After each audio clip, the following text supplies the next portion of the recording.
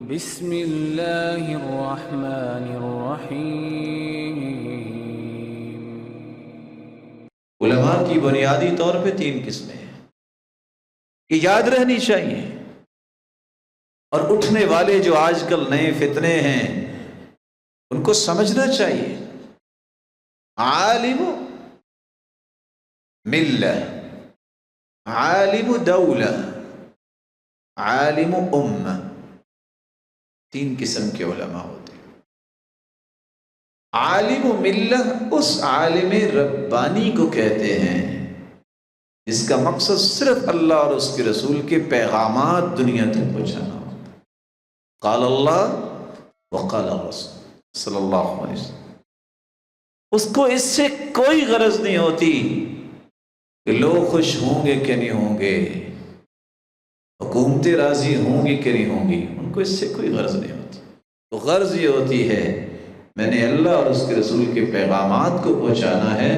یہ وہ لوگ ہیں ان العلماء ورثۃ الانبیاء، جو انبیاء کے سچے وارث۔ وَإِنَّ الْأَنْبِيَاءَ لَمْ يُوَرِّثُوا دِينَارًا وَلَا دِرْهَمًا، اور انبیاء علیہ الصلوۃ والسلام درہم و دینار چھوڑ کے نہیں فوت ہوئے۔ انما ورث العلم، ان کی وراثت تو علم ہے۔ فمن اخذه اخذ بحظ وافر۔ تعجب کی بات یہ ہے زمین کے چند ٹکڑوں اور چند ٹکوں کے پیچھے لڑائیاں ہو رہی ہوتی ہیں، میرے باپ کی وراثت ہے، لیکن علمی وراثت لینے کے لیے کوئی تیار نہیں۔ یہ ہے علماء۔ عالم کی دوسری قسم ہے عالم الدولہ، جس کو حکومتی عالم مولوی کہتے ہیں۔ اس کی یہ غرض صرف ہوتی ہے کہ حکومت کیسے خوش رہے گی، اس کو اس سے کوئی غرض نہیں ہے قرآن کے احکام بدلتے ہیں یا دین بدلتا ہے یا اس میں گنجائشیں نکالی جا رہی ہیں یا حدیث کا مفہوم بدل رہا ہے، اس کو اس سے کوئی سروکار نہیں ہوتی۔ اس کو صرف یہ ہوتا ہے حکومت کیسے خوش رہے۔ ایک ہوتا ہے عالم امہ، یہ وہ شخص ہے جو صرف دنیا کو دیکھ کے ہی اپنا فتویٰ دیتا ہے، لوگ کیا چاہ رہے ہیں میں وہ بات کروں، لوگوں کی رضا مقصود۔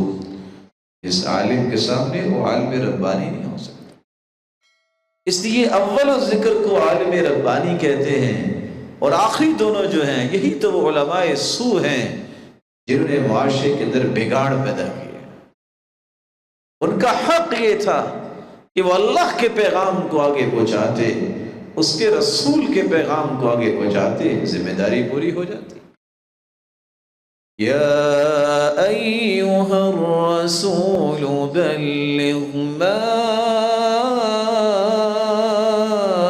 انزل الیک من ربک فإن لم تفعل فما بلغت رسالته والله يعصمك من الناس۔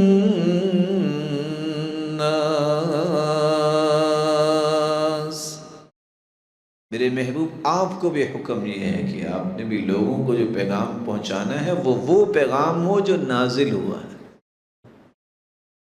جو اللہ نے نازل کیا ہے اس پیغام کو آگے پہنچائے۔ اس لیے اللہ تعالیٰ سے دعا کیجئے اللہ تعالیٰ ہم سب کو علماء ربانیین کی صف میں شامل فرمائے اور ایسے علماء سے محبت کی توفیق